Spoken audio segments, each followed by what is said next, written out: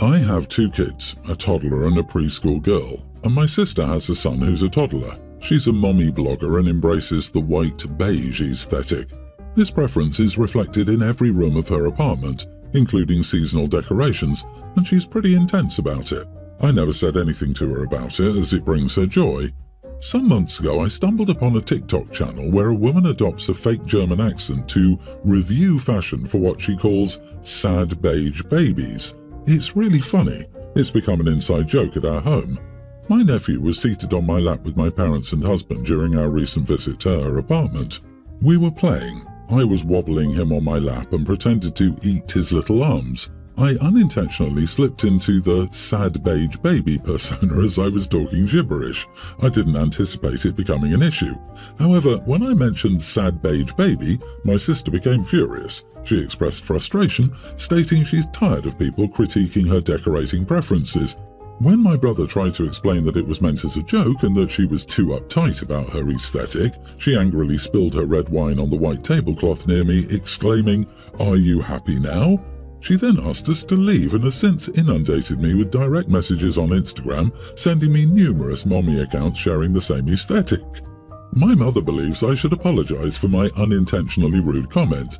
I'm utterly taken aback because, in truth, it wasn't even directed at my sister. My nephew happened to be wearing a beige sweater and made an exaggerated sad face which prompted laughter, thus me calling him a sad beige baby. Am I the idiot here? Everyone's the idiot here. You for your comment that got out and her for overreacting. Also, this made me laugh. She's sending me numerous mommy accounts sharing the same aesthetic. I'm not sure what she thought would persuade you about her good taste by sending lots of equally beige mommies for you to look at. LOL. That's the whole joke. Lots of beige moms are paying tons of money for a burlap potato sack or a stuffed animal that looks like someone's first knitting mistake. Listen, if you're confident enough to make it your whole aesthetic, you have to be confident enough not to care when people think it's ugly. There will always be haters, so you must be secure in your decisions. I think that's why she lashed out in all honesty, especially with the, "Look, other moms are doing it too." It just screams that she was already insecure about it. I disagree. OP, you are the idiot. You've intentionally engaged in a social media trend repeatedly that mocks your sister's lifestyle and turns it into an inside joke to mock sad beige babies. The joke is so prevalent in your life that you couldn't avoid mocking her in her own home. Yeah, the beige aesthetic isn't my favourite, although I currently have no aesthetic with my toddlers, but I'm not tearing down moms who do. You should apologise and maybe look at why you find it so humorous to mock other moms. You seem to overlook that this grown woman got upset enough to dump red wine all over the tablecloth and yell at OP over a meme.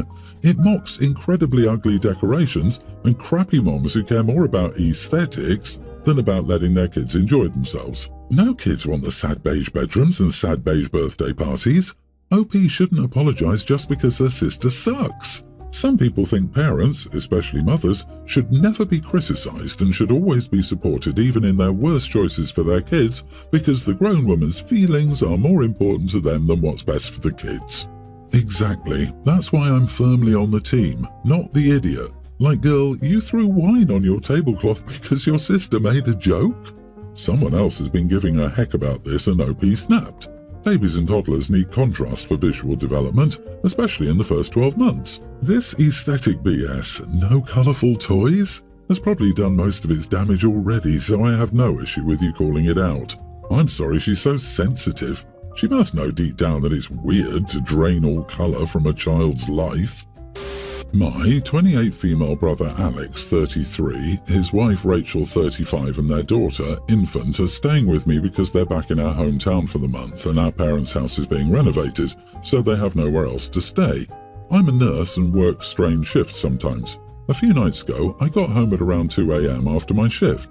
Usually I work either day or night shift, so getting home at 2 a.m. was unusual, but it happens sometimes. Anyway, I walked into the house as quietly as I could, but the stairs creaked, so Rachel heard me come up. The next morning, she asked if coming home at 2 a.m. would be a regular occurrence because I woke her up. She asked if I could avoid coming home at such hours or walking up the stairs because she'd wake up. I said I'd avoid it as best I could, but some things will be unavoidable and I apologise in advance. She keeps complaining whenever my brother or I walk up or down the stairs when she's trying to take a nap or at night when she's asleep. She's been complaining about literally everything. She'll say stuff like, "Ugh, this Wi-Fi is crap. Ugh, this area is too noisy, I can't sleep. Ugh, this couch is bad for my back. Ugh, the fruits here are terrible. Ugh, these forks are too thin." If she were complaining about things I could change easily, I wouldn't mind because I want them to enjoy their stay here. But hearing her complain about everything under the sun is draining. I hate coming home from work just to hear her complain and complain and complain. Yesterday, after she complained about how much she hates my induction stove and told me I should just get a regular gas stove, I said I keep my house just as I like it, so she shouldn't worry about it. She said, "Yeah, it's how I like it, but it makes it difficult for guests." I said I barely ever have guests, and the only reason they're staying with me is because I wanted to do them a favour, but that they're absolutely welcome to get a hotel if she'll just complain about everything. She told my brother about our conversation, and he said I'd put him in a tough spot because he can't afford to get them a hotel or Airbnb for weeks, but now I've made his wife not want to stay with me anymore. I said that's all on his wife and none of that is my problem. Things are very hostile and weird around here now. Am I the idiot? Girl, I don't even know why you need to apologise for walking up the stairs in your house. Your sister-in-law is a tad too entitled and she needs a reality check. Stop tiptoeing around her, literally and figuratively. You are not the idiot, but you need to sit both of them down and tell them that you want them to stay, but your complaint tolerance level has been reached. They are free to stay, but one more complaint and the decision to stay is yours, not theirs. How dare OP enter their own house and want to go to their own bed when they get home from work? The one she's working to pay for the roof over sister-in-law and brother's head. Absolute monster. From the sound of it, OP would have to stay out all day and night due to sister-in-law taking naps. Oh, come on now. Can't you be just a little more accommodating? Just fix the Wi-Fi, make a sign that explains to anyone in the area that you have important company, and therefore they all need to be quiet. Replace your silverware and get a gas stove. And for goodness sake, learn to levitate so you don't bother anyone in your home. I mean, isn't the reason that you have a home so that you can host other people? Also, after you've replaced everything, you should go stay at a hotel so they feel more comfortable.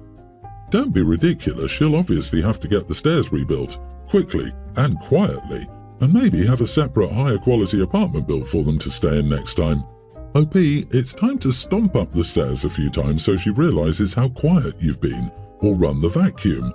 I'm sorry you have to put your brother in a tough spot. He has to tell his wife they literally can't afford to be rude to people who host them. She needs to apologise to you.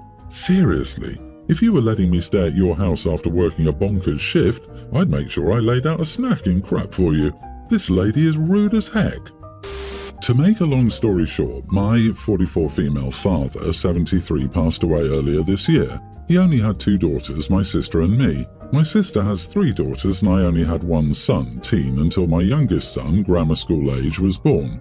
My father's will specified that he wanted his male grandson to have his gold pocket watch, a vintage Patek Philippe worth a fortune. However, he made this will years ago before I had my second son, so of course he had 2 grandsons when he died. I got the watch on my eldest son's behalf, and as I handed it to him, I proposed we find a solution to include my youngest as well. Maybe the watch can belong to both of them. Perhaps we could sell it and split the money into their college funds.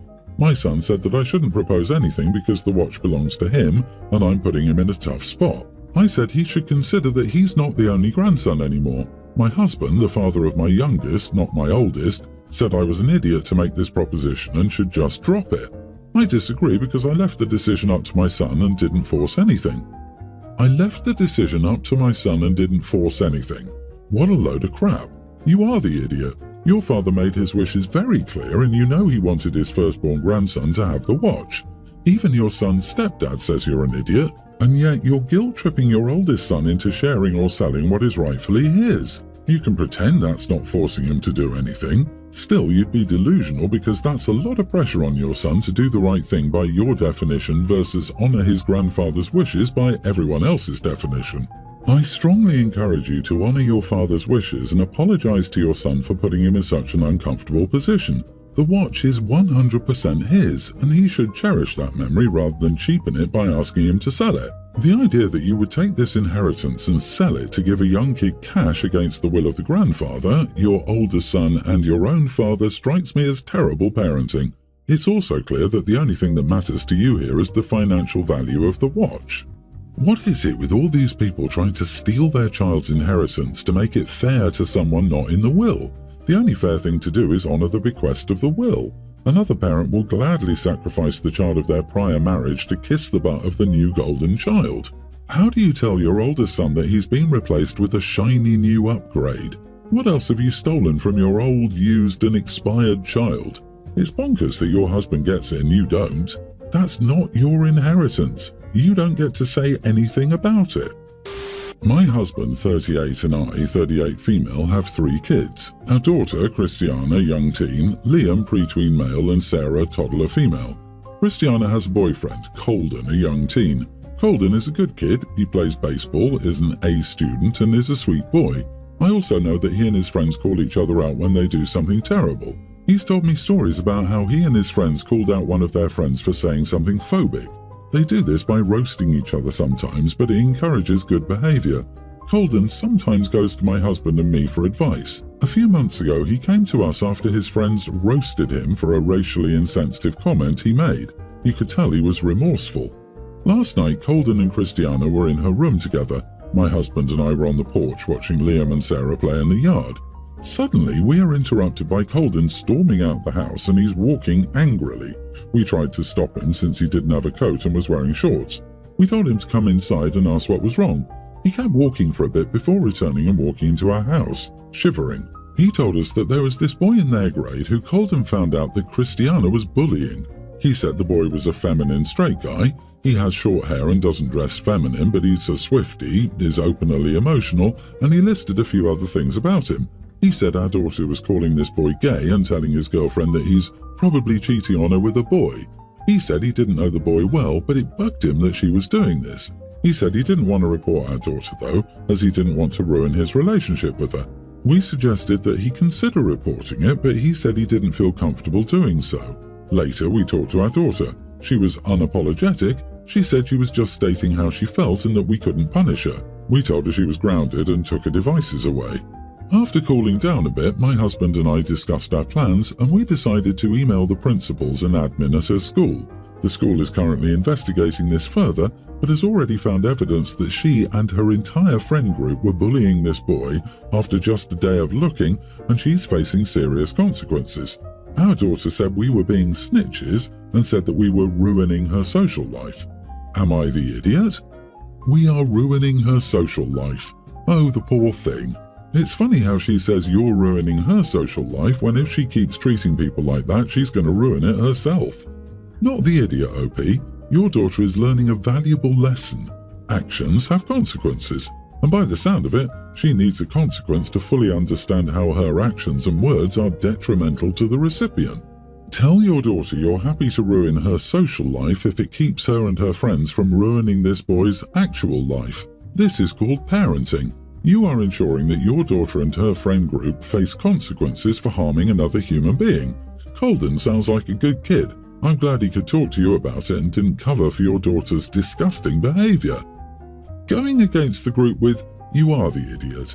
Yes, your daughter needs to learn a lesson, but reporting her to the school is essentially turning over that responsibility to them.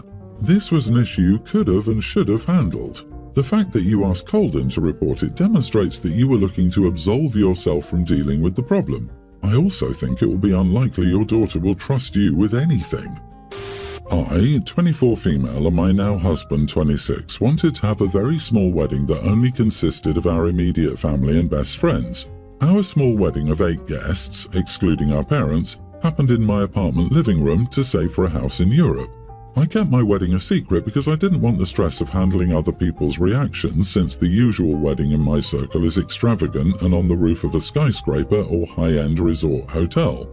I went to the same school from elementary to high school, and the moms of our batch made a friend group and still socialise to this day. I didn't really keep it hidden from my mom that I was bullied by a great chunk of the batch for most of my years there. So my mom understands how I would prefer to keep the wedding very small instead of being selective and hurting someone's ego.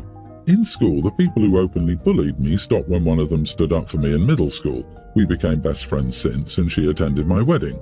2 girls who transferred in after and didn't bully me also became my best friends and were invited to my wedding. I consider all 3 of them my maids of honor, MOH. We finally posted the wedding and lunch party to social media, and my mom's group chat was filled with surprise. I was the first in my batch to get married, and sadly there were fewer congratulations and more angry people expressing betrayal because they weren't informed of, from as far as, my engagement.